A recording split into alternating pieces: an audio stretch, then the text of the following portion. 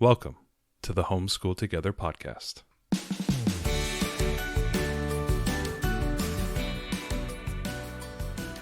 Where one working mom and a stay-at-home dad help you navigate the nuts and bolts of the growing and dynamic world of homeschooling. With a focus on early learners, like me. All the ins and outs of building and maintaining your homeschool life. Homeschool. Find out tips and tricks to make things like this easier. I'm reading. And ultimately, enjoy educating your kids. And what's that last thing? Have fun together. Did I do good, Daddy? Yeah, you did, sweetie. Good job. Hello and welcome to Homeschool Together at the Movies edition. So the credits are still rolling, and we're going to give you the hottest of hot takes on the new Disney movie, Raya and the Last Dragon. Yeah, we just finished watching it with our girls. Yeah, Southeast Asian inspired princess movie with swords and swords, dragons. Yeah. Epic fantasy world. Yeah, and she was a princess, but she was a pretty bad princess. Oh my gosh, censors. I'll have to censor that one in post-production. Anyway, no, so... Let's talk about it a little bit. We can talk about the premise a little bit. I don't want to give too much away, but you can see from the trailer that this is a Southeast Asian inspired fantasy world. There's definitely some big fantasy elements to it, creatures. I think inspired is the thing. Like they don't explicitly say, "Hey, this is from the cultural lore of the, Vietnamese historical thing or the Thailand magical world type of thing." It's none of that. But yeah, it doesn't have any specific that I know of. Or yeah, at least they didn't have a specific cultural reference to that. But it was a Southeast Asian inspired. So we're talking about Vietnam, Cambodia, Thailand area. Yeah, it had a lot of some inspired outfits and just other pieces of the world. Yeah, and definitely the design of the dragons is more of a Asian styled dragons. That long body, kind of snake-like with short legs and large heads. Right. No, this isn't the European version of a dragon. No. So it's not Smaug. No. So if you watch from the trailer, you'll see that this is about this girl Raya, the aforementioned princess, who is in search of Sisu, the last dragon, played by Awkwafina, right? She was pretty funny. I thought she was actually a good cast for it because she's kind of a I don't want to say she's just kind of a goofy character. She was in the Crazy Rich Asians. She was in the latest what was it, the Jumanji movie. Yep. It's kind of like just a comical character. Yeah, she's pretty funny in it. This was really good. Our girls were super excited about it. Very excited. So we sat down to watch it opening night, so as it were, on our couch. Yes. And a Good Friday flick. Yeah, I was really pleasantly surprised with it. It had some things that surprised me. That there's some Disney tropey things that they like to do. There was a couple of spots where you leaned over to me and you were like, "Is this our Lion King moment? Yeah. Is this our this moment?" Because Disney's known for doing some things very specifically. I really think that they changed it up a little bit in a couple areas, especially obviously you see from the trailer that she does end up finding the dragon. The way that she finds it and when in the story was surprising. This is in its makeup framework a quest movie, but I thought that the quest was an endearing quest. Yeah. It was a good mission. And they did some surprising things along the way that I didn't expect. Some of the stuff was very Disney, but other pieces I was like, oh, you could have chosen to go here and really pull our heartstrings in this way, and that would have been very Disney, and you decided to kind of go the other way. I appreciate when they surprise us. And as she said, it had a good ending. Had a super happy ending. So there will be no child tears at the end. Yeah, no, not at all. It was very playful and happy ending. And one thing that I really liked about it too was that this is not a movie that had any song breaks in it. There was literally no music in this. Right. There's no like let's burst into song. It was mostly kind of an action adventure movie, but animated and heavy on the action. I thought I don't want to say like kung fu, but it was a lot of martial arts with swords.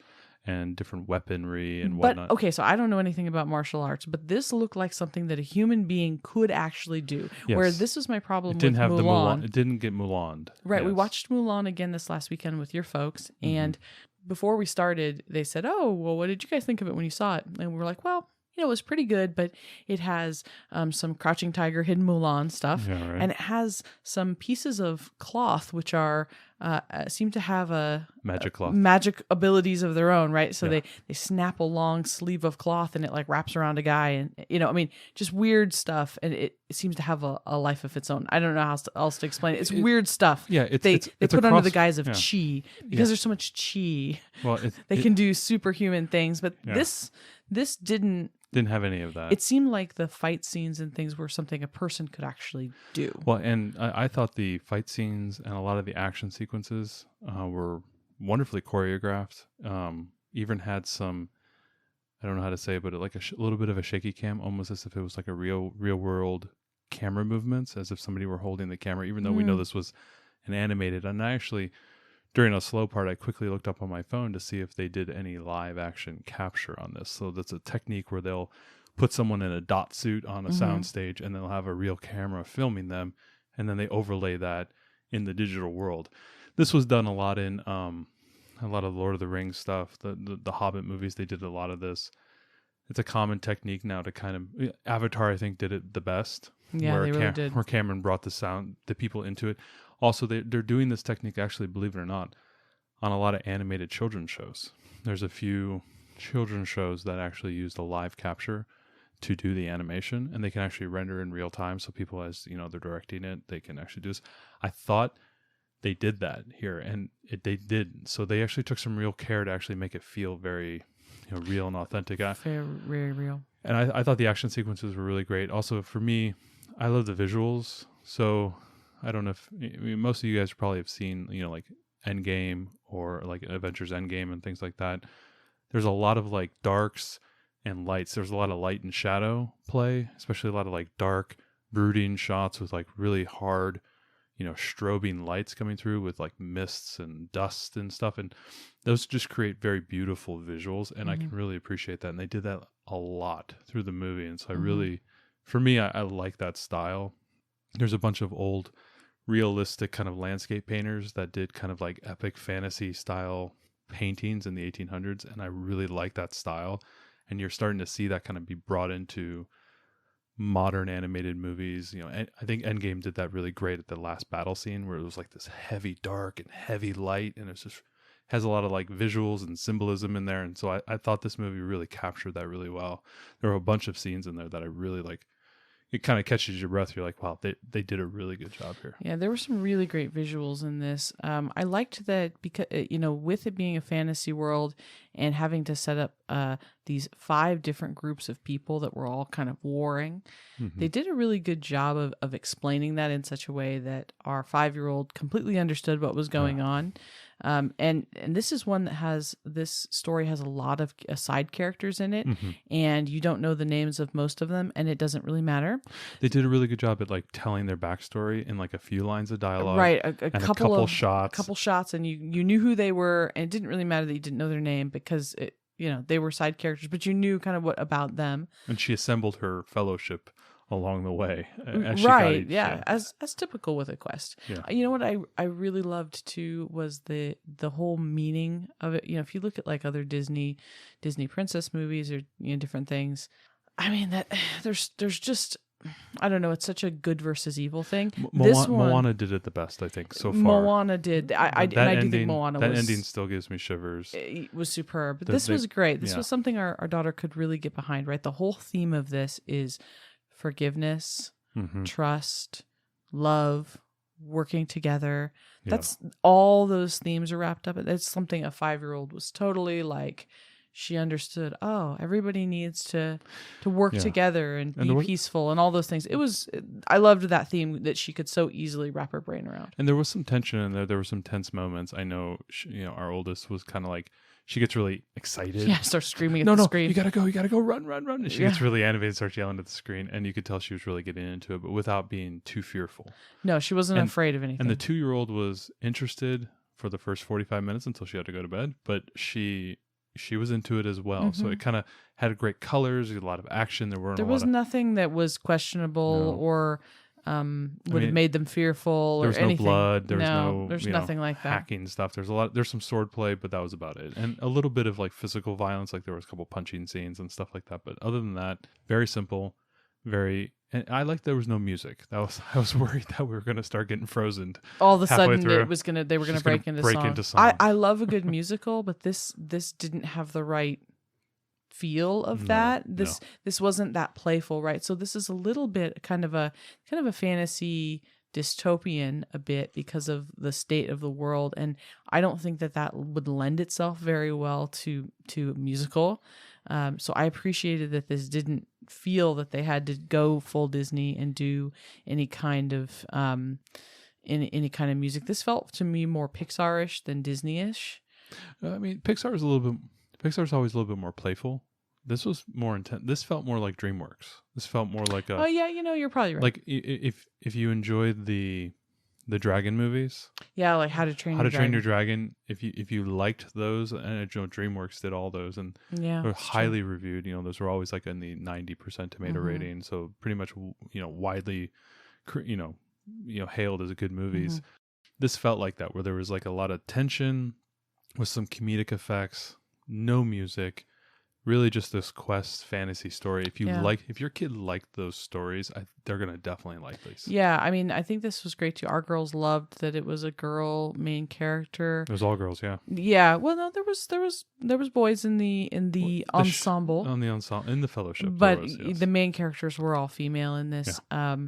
Yeah. Our girls really enjoyed it. So this is out right now on Disney Plus. This is part of the Premier Access. So we should say if you are a Disney Plus member, then you get the privilege as a Disney Plus member to pay $29.99 to watch this. I think it's $29.99. Something like that, yeah. I don't know. I didn't see it when we clicked it. Anyways, I think it's $30. I think that, Mulan, to me, this felt steep. I don't feel like that was a $30 movie. I guess if you'd gone to see it at the theater, okay, but that movie was all right. It was much better just to stream it if you already have Disney Plus, and it's free. And when we rewatched it, we just streamed it, and you're like, oh yeah, we could watch this again. Right. It was very good for a streamable. I don't think it was good enough to have get the Disney Plus subscription and then pay this extra money. For Raya, I think that Raya definitely. I know Mulan, your interest waned on it. You were on your phone half the time. This one kept the whole family's interest. If you were going to go out and go to a movie, you'd easily spend $30 on a couple of tickets. So this is, in my mind, this is the perfect thing. If they're going to charge money for it, this is the kind of movie it needs to be epic, which this was. This is like a perfect family movie night with the popcorn, make a big deal out of it, really pump it up for the kids. Our kids have been bouncing off the wall. Our daughter was asking us every day if today is the day that Raya comes out, and it just landed today. So you also picked up a book early from the library, which was one of the Raya early readers. Yeah. So she kind of got primed a little bit. So this was helpful. So for anyone out there that plans to watch this, one thing that I got from the library, if you have real young kids, is they have a step into reading level 1 on Raya's. It's called Raya's Team. And I really appreciated getting that because every page just introduces you to a character and what their name is. And I'm going to go back and look at it now because, the characters' names were introduced very quickly in the actual movie. But this was good. My daughter has looked through it enough times that she recognized the characters. And it doesn't actually tell the story. Every page is just like, this is Noi and she is like this. And then you turn the next page and this is so-and-so and they're like this.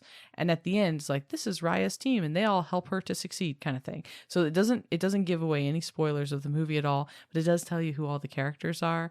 And it definitely got our daughters really excited about the movie. So yeah, she got jazzed about it. I agree with you. I think this is worth it. I mean, if you have a fantasy friendly family, if you have young kids, this is definitely, it held my interest. There was no magic in sense of people doing magic. There was just dragons, and the dragons had magic.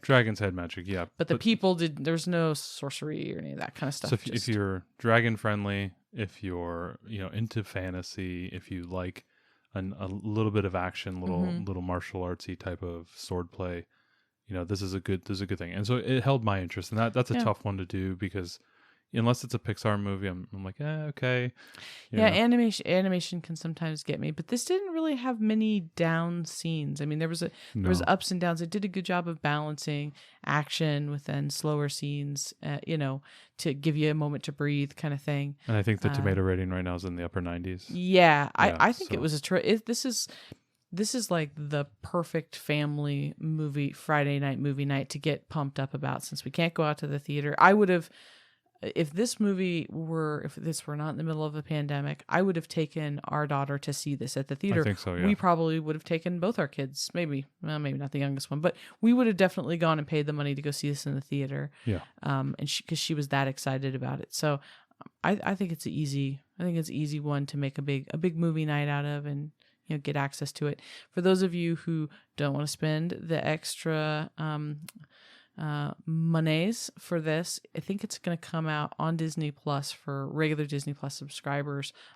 in June. Sure. So if you're willing to wait a few months, you can go ahead and pick up some of the books. There's tons of books at our library already about this. There's some novelizations of it, and like I said, some earlier books that are not going to tell the whole story, but are going to tell pieces that can get your kids excited. So, and then it'll be out fully in June, I believe. On the Ariel Fun Meter, where does it rest? I wouldn't say it was like the funnest movie I've ever seen, because it wasn't super. There was some jokes, but I said it was like a solid 8. I thought it was really good. I was totally engrossed.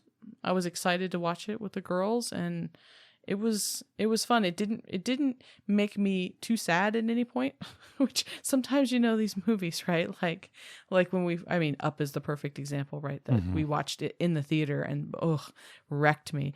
But you only get it a few times to get the Ariel sobbing. Oh my God. That, and when we watched I Am Legend in the theater, and the dog. And the when dog he killed died. the dog. I couldn't listen to Bob Marley for like 3 years, y'all. Oh, I know. I just want to say. So before we watched this, oh my right. God, it was horrible. No As he strangles the dog. I can't. I was sobbing in the theater.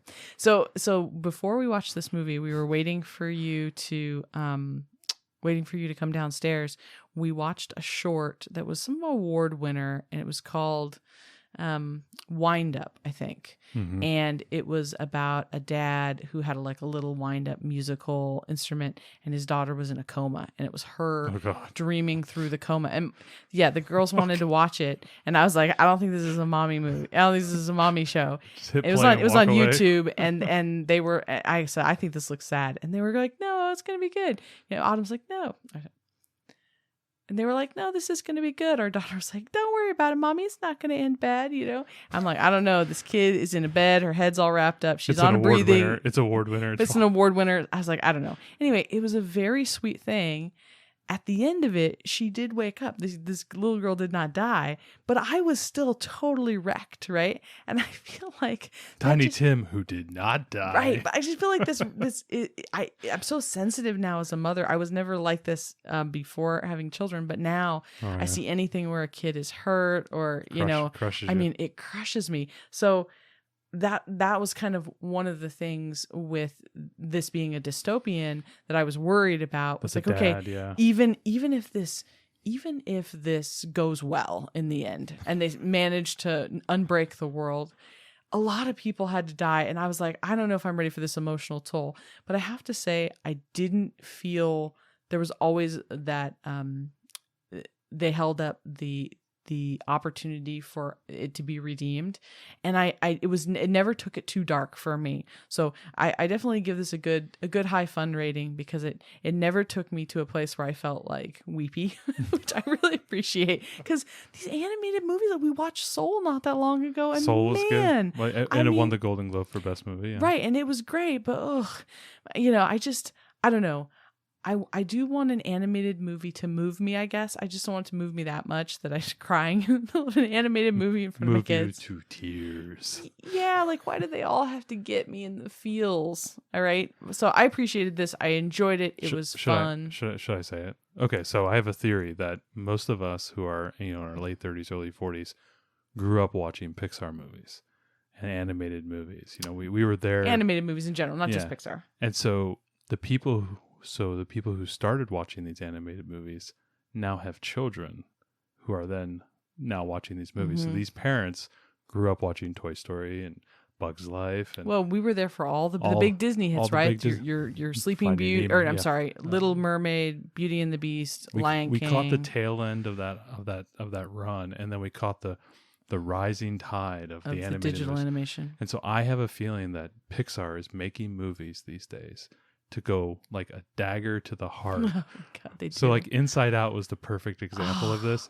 Oh, like that wrecked me. I think they designed it for a kid, a young kid who watched Toy Story when they were 12, so that when they were 38 years old and had kids, that they would get it right in the feels. Oh, that movie was designed God. not for children, but it was designed to crush parents who watched Toy Story and Bug's Life when they were younger. That movie, because now they've the best, but now they've got kids and they wanted to literally grind us into dust. That's my theory. That's my oh my theory gosh, of I these movies. cried so hard. Inside Out. Inside Out is one of the greatest animated movies Pixar has ever made. But we found out a week before we went to the theater to see it together that we were having a girl for our oldest. Yep. And I had been so convinced we were having a boy. For some reason, I had had lots of dreams we were going to have a boy, and then found out we were going to have a girl.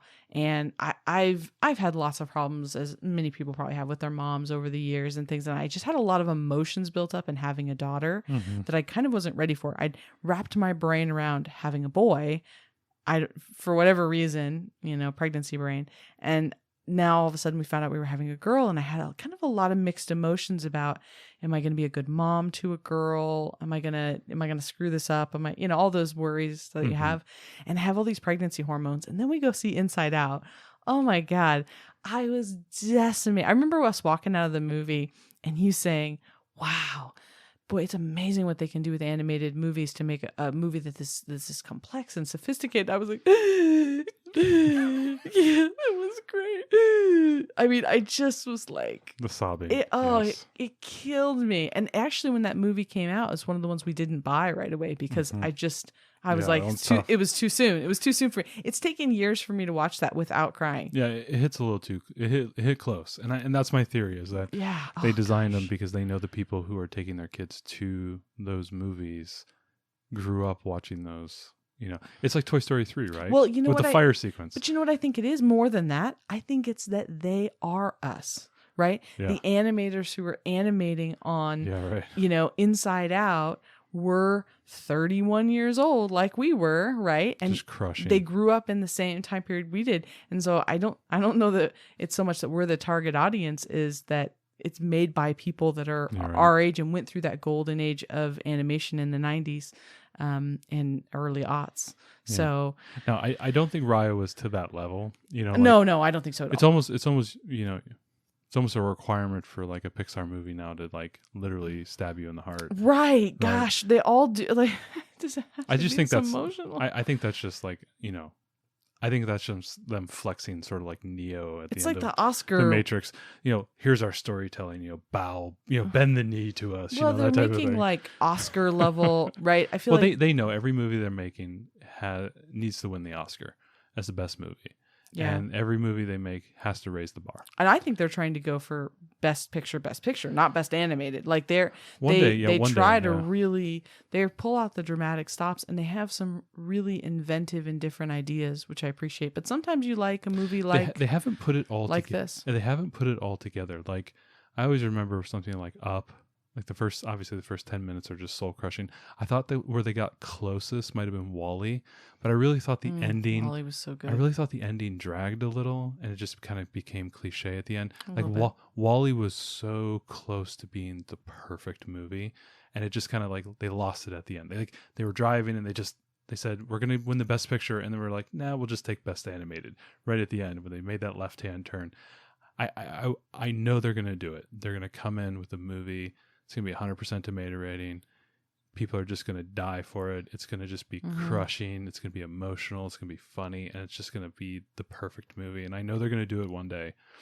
I thought WALL-E, they got close to it. I thought Toy Story 3 with that ending, with the fire sequence and then the actual ending. Honestly, ending. I don't think I've ever seen you like close to tears in a movie. I was pretty darn close. You almost cried at the end of Toy Story 3. I've never seen you cry at any kind of media ever. And it's one of those things where, it's like, because you're having kids and, you're thinking about toys and, Oh, life and death, and you get that mortality game coming in there, and it's just crushed. Like, it just crushes you, especially when you're, well, you remember your own toys and the connection you had to them. And that was just one we didn't talk about too, that was more recent, was Onward. That was a sleeper sob movie because it acted like it was a quest movie. And it was kind of fun. It had these like D&D elements and kind of, brothers going and and there was lots of adventure type stuff. Yeah. But under it all, it was Chris Pratt and the Spider-Man kid. Right, Tom Holland, yeah, and they did a great job. But underneath that, at the end, was a total just got me in the feels, right? With the dad quest. It was the dad quest. Yeah. Oh, that one totally. It was. It looked like it was just going to be fun. I appreciated it about Raya. It never got that deep and emotional. Yeah, and it got a little bit at the end, like with spoilers. Not too many spoilers, but. Her dad. Well, I don't think we're going to say anything about the end. There's a little bit. Let's not give it away. I mean, no. It was nice, but they never got so deep that I felt like I was being drug into tear land, right? Which all of the other animateds that we have seen recently, Onward, Soul, we did recently watch Inside Out again not that long ago, and boy, it really gets you. So I appreciated that this kept it a little bit higher than that and didn't get quite so dramatic. Sometimes I just kind of want to go and have fun. Overall, this was inventive.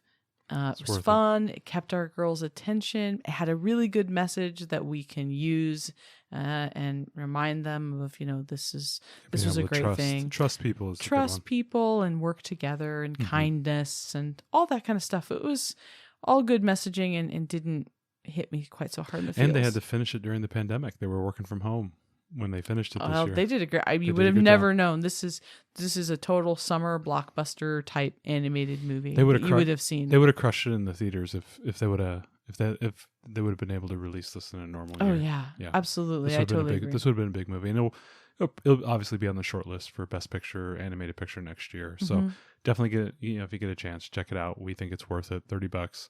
Sit down, have a good movie night. So this is the hottest of hot takes for us on a movie. So we'll finish it the way we always do. What are we into?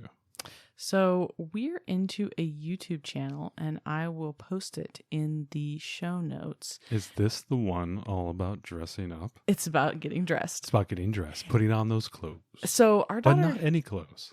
Yeah, so our daughter's very into fashion-y type things, and we've been reading right now a fabulous book. I think it's a DK called A Child in Time. Yeah, we'll put it in the show notes. Definitely check it out. It's a fantastic. It's fantastic. It's part of Torchlight Level 1's Spines, I believe, and we had gotten it from the library a while back, and we ended up buying it on one of the recent buy two get one free sales that we advertised about on our Facebook with Target and Amazon. Anyway, so this YouTube channel is all about how people got dressed at different time periods. So, how a woman would get dressed in the 14th century or the 17th century, how a nobleman would dress, how a servant would dress, all these different people. And it just basically, it's a quiet, it's very relaxed and calm. We watch them sometimes not too long before bed, showing, and they can last from, I don't know, maybe 5 to 10 minutes, or maybe a couple of them will go over. And it's very simple. It just shows each piece of clothing. So they would wear a linen shirt, and this is the reason. And then they would wear this piece, and it would be because of this reason. And then they would put this on, and it was most usually made out of this kind of fabric. And the person would be a servant usually helping them like get dressed or whatever, them getting dressed. And it's talking about what clothes they wore, why they wore that style, if it was environmental or cultural, and what materials it was made out of. And the complexity of some of these outfits is just, I mean, I've watched shows like Outlander and different things where they had elaborate costuming. Bridgerton, right? They have elaborate costuming. And I just didn't realize how many different pieces there are to all these garments and how they all go together. But our daughter has been fascinated by this show, showing how, each piece was put together to make these historical outfits. And they show a couple of monarchs too, how Queen Victoria would get dressed and all of her different things. And it was just, anyway, our daughter's been fascinated by this this YouTube station all about with these Well, period pieces. She loves play dressing. That's a big thing for her. Right. Yeah. So I think if you're doing any kind of historical study, I think that these start in a medieval time period, maybe a little after early modern. I think probably early modern, and then go forward. So there wasn't too many of them, but our daughter has totally dug them. So we recommend you check them out. Thanks so much for joining us today and making us a part of your homeschool journey. Please engage with us on social media. Join our Homeschool Together podcast group on Facebook and find us at Homeschool Together Podcast on Instagram. We'd love to hear your feedback, questions, and recommendations. Until next time, Happy homeschooling!